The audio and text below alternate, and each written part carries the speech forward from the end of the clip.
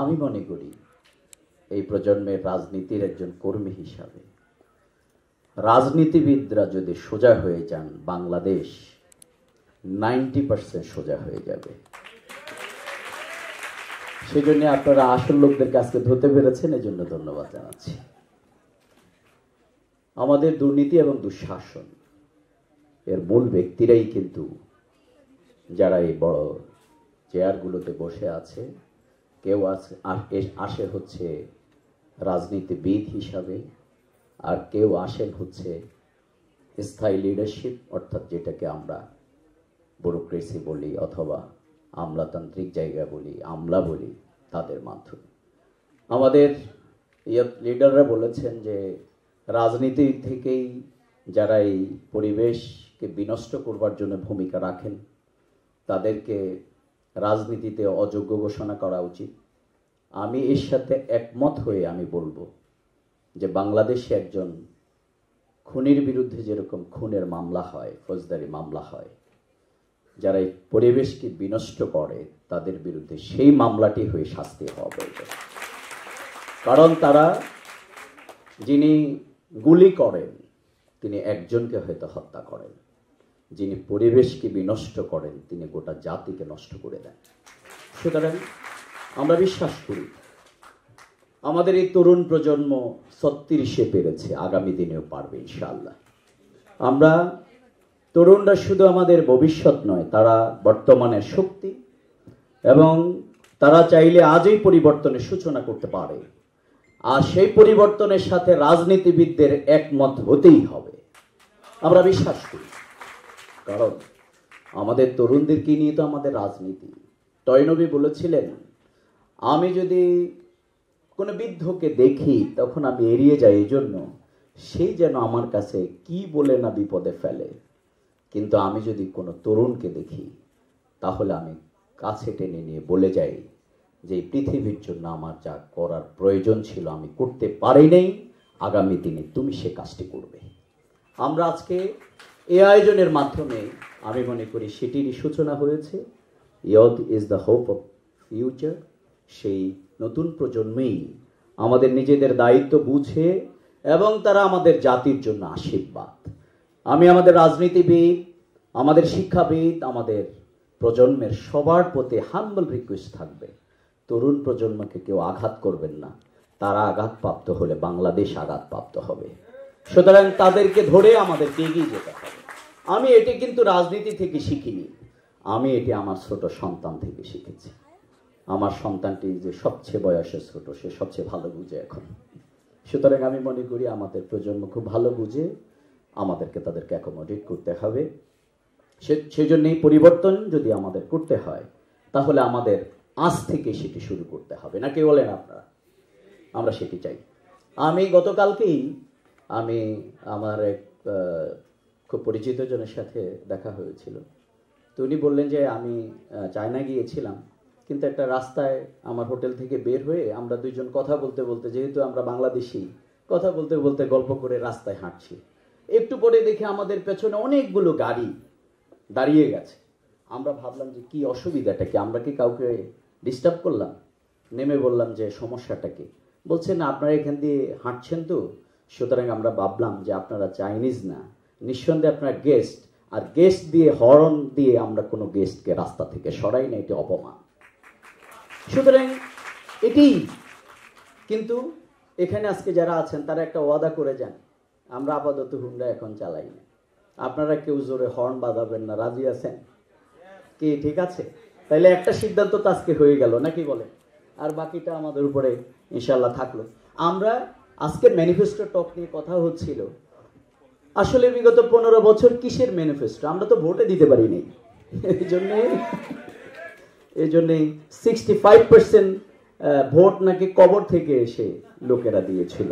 এবং আপনজনের দুঃখ হচ্ছে 15 বছর তারা ভোট দিয়ে গেল কিন্তু আপনজনের সাথে দেখা করলো না।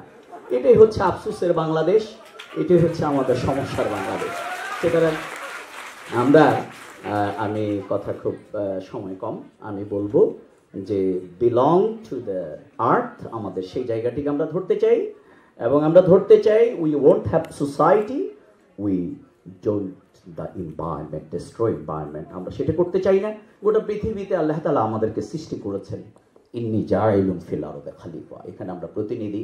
সুতরাং এই প্রতিনিধিত্বের যেই দায়িত্ব, যেই এটি শুধুমাত্র আমাদের মানুষের জন্য নয়, একটি ছোট্ট প্রাণী, গাছপালা, জীবজগৎ, যাবতীয় যা আছে, এই প্রত্যেকটি জিনিসের জীবনকে রক্ষা করা আমাদের উপরে অর্পিত দায়িত্ব। জাহারাল ফাসাদু ফিল বাররি ওয়াল বাহরি বিমা কাসাবাত আইদিয়ান নাস, পৃথিবীতে যত বিপর্যয় সব হচ্ছে আমাদের হাতের কামাই।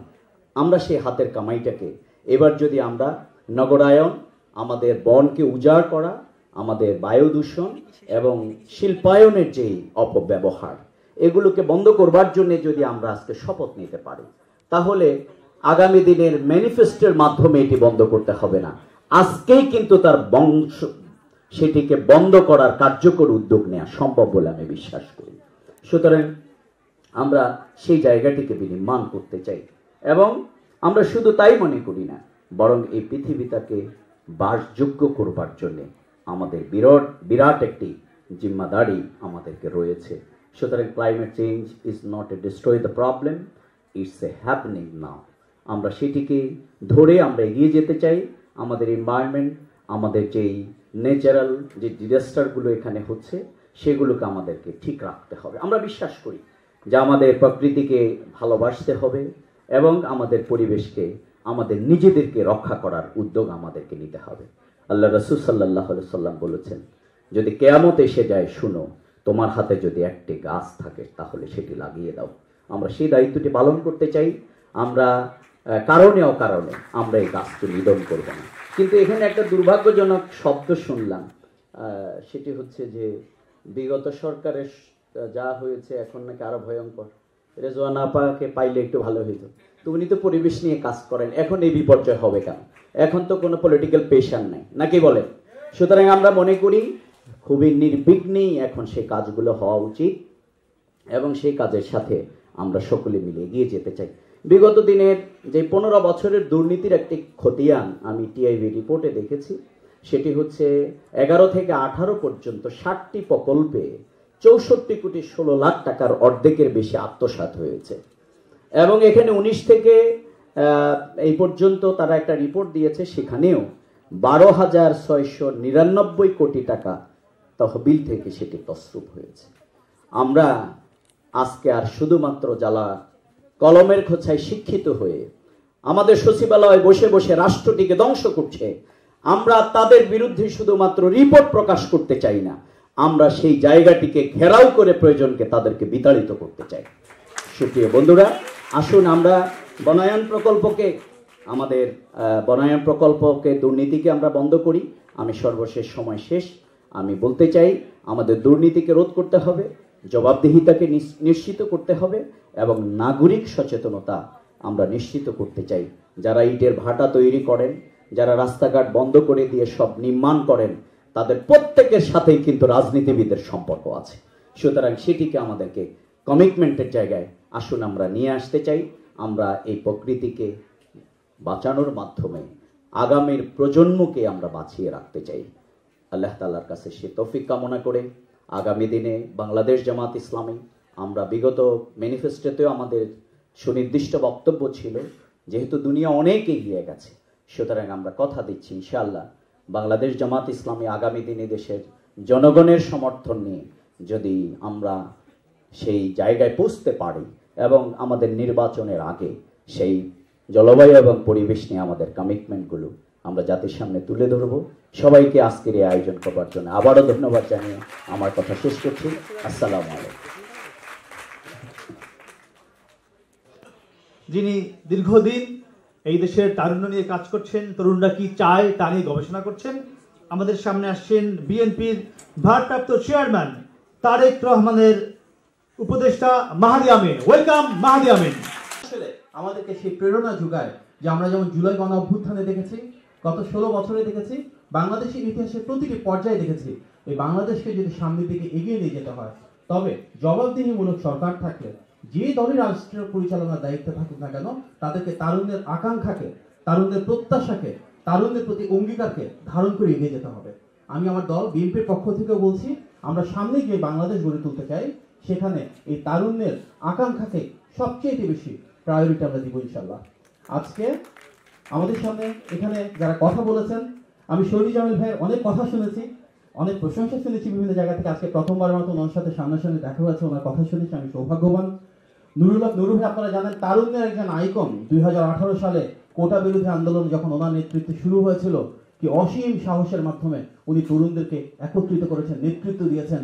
অনেক আঘাত এসেছে, সেটা বুঝেও কিন্তু উনি এই গণতন্ত্র পুনরুদ্ধারে এক নেতৃত্ব দিয়ে